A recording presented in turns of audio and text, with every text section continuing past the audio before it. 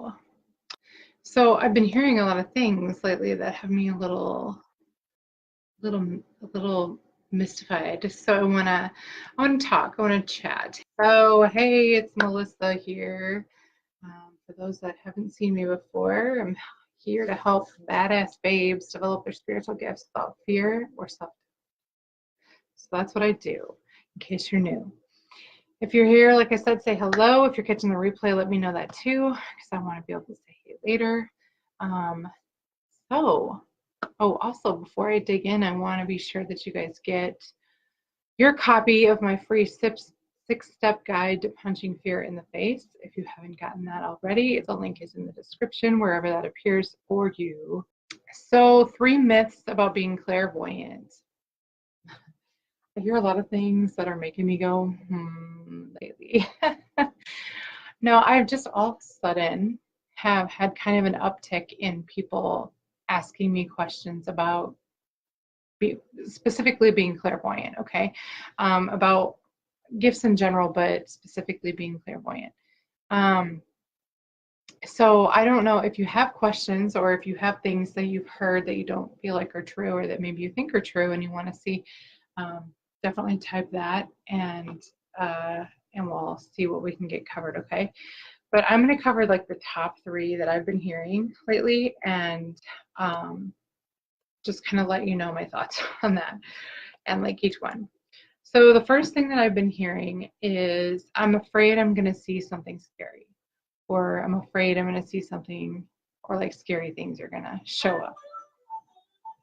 So basically, no. Listen, here's the deal. I've been clairvoyant my whole life, okay? Been able to see and hear spirit my entire life. I've never encountered anything that was scary that I couldn't get to the bottom of. So I will say this. Some spirits, and this didn't happen until I was way more advanced, but some spirits will come and they will kind of try to get your attention in ways like negative attention is still attention, right? So sometimes they will use methods that are scary, but if you can stop the fear and check in with it and really say, wait a minute, something's not right here. Like, I don't think that's really what's going on here. You can usually get to the bottom of the situation. I'll give an example. So I was asleep, I was dreaming, and I kept hearing okay, so when you think of like a horror movie, you think of like the stereotypical like, ooh, ghost, right? And so I kept hearing that in my brain, and I was like, what in the world? And I was dreaming.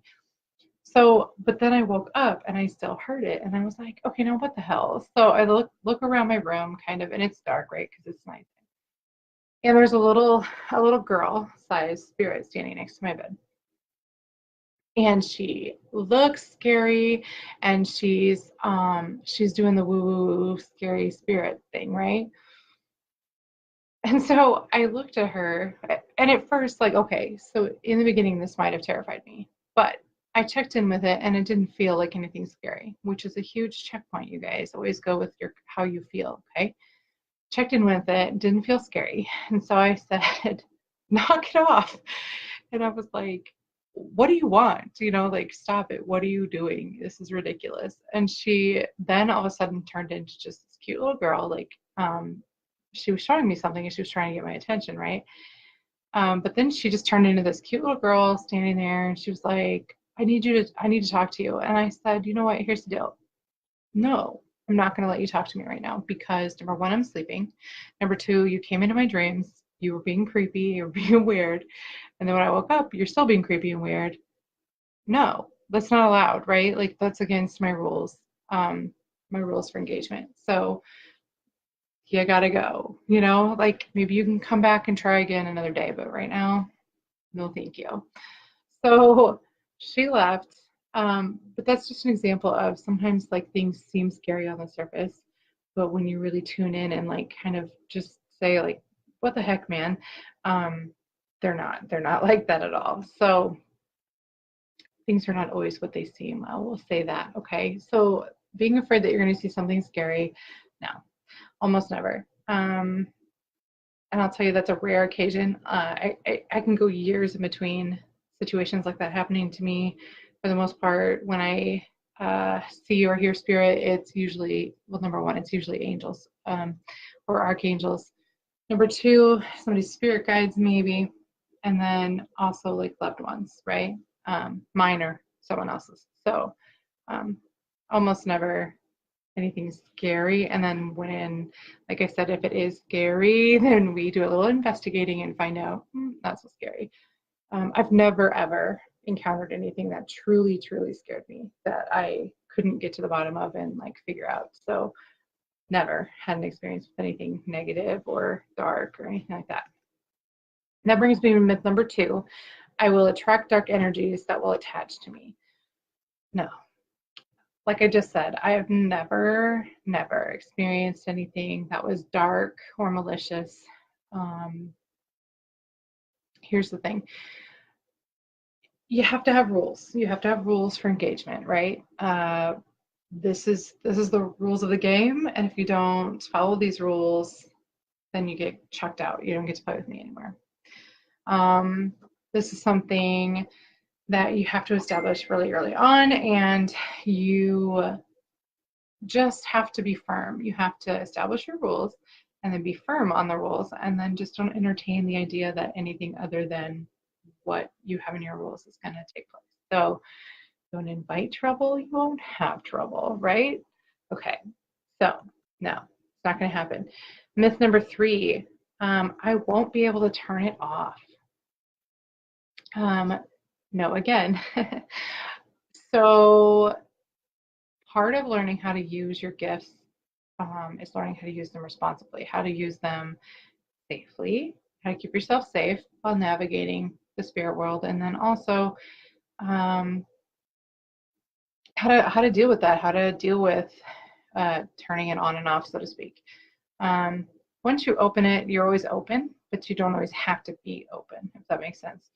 So you can have office hours. You can say, I'm taking spirit appointments from this time to this time. And again, it's part of your rules of engagement. When you allow people in to chat with you, like I mentioned with my example with the little girl, one of my rules is they're not supposed to come in my bedroom at night because I'm sleeping and I don't want to wake up to creepy stuff standing in my room, because that's something I experienced as a child, and it scares me. That scares me. It's just residual fear from growing up clairvoyant and not really understanding my gifts, and so having ghosties in my room when I was little was scary. So now one of my rules is you can't come in here at night unless it's like an emergency of some sort. I do have dream angels that I allow in to give me messages for my highest good in my dreams, but for the most part, once I turn off my light and I lay down and I'm going to sleep, that means no more spirit activity in my room for the night. And for the most part, they respect that. Like I said, I do get a few stragglers here and there once in a while, but pretty rare. So does anybody have any questions or any myths or anything that you have heard about being clairvoyant that makes you nervous or makes you scared or anything like that? Let me know and we can cover those real quick.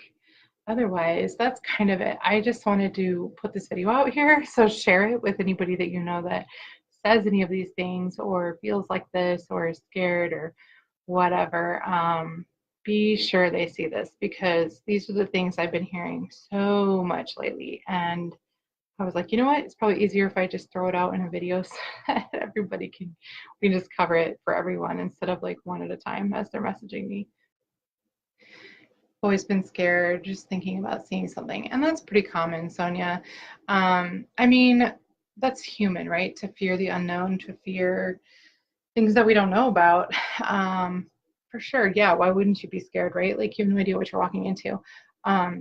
What I will say is it's safe to see, right? I think I posted that the other day, but that was something that I heard from a mentor really early on in my journey. And so hey Wanda, and so I kept that with me, and every time I started to feel afraid when I was kind of trying to open up and like allow things in, I would just repeat that to myself, it's safe to see. And then I would always call in Archangel Michael and my guardian angels and spirit guides and just be like, can you stand really close to me so that I feel safe? So that can be something you can do too. Robin, what is that question there? Is there a way to see if you have closed the door to that as a kid and how to reopen it? So Robin, the fact that you're asking that question, the answer is probably yes. Most people who didn't really, okay, so here, okay, first of all, anybody can develop these gifts, anybody. Doesn't matter if you've used them in the past, it doesn't matter if you think you have it, then anybody, these are accessible to anyone. You just have to know how to develop it, okay? So I've heard it referred to as anybody can play the piano. Some people are born a little more gifted than others, right?